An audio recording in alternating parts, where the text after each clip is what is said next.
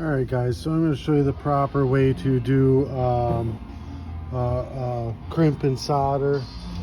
Now it's kind of the proper way because these wires are really thin and I don't have small enough of these connectors, but I get the connectors without the heat shrink on them.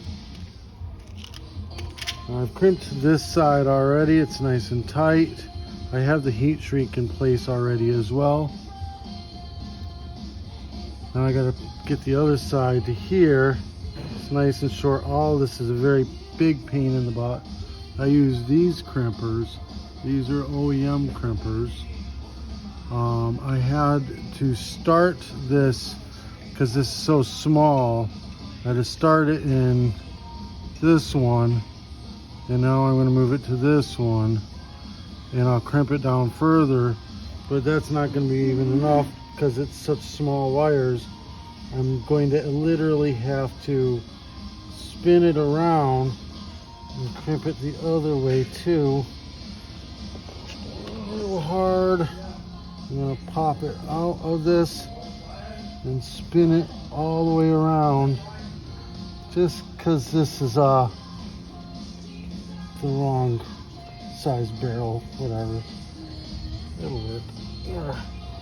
There we go.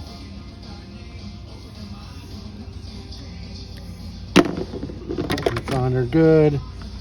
Now, and this is my favorite, is the cheap soldering iron, and I use the thin solder flux core. I put this on. You put a little bit of solder on your soldering iron to create like a good contact point, and you just heat the actual crimp itself up.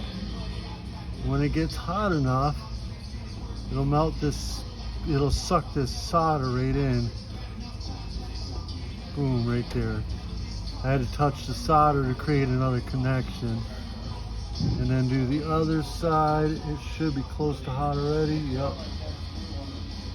Suck it right in. Right?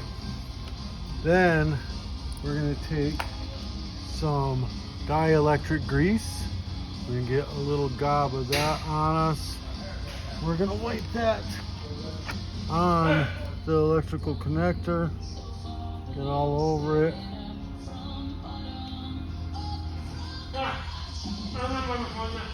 Then we're going to take this heat shrink, get it on that connection, get that connection like right in the middle there. Then we're going to take our heat gun, heat shrink it down.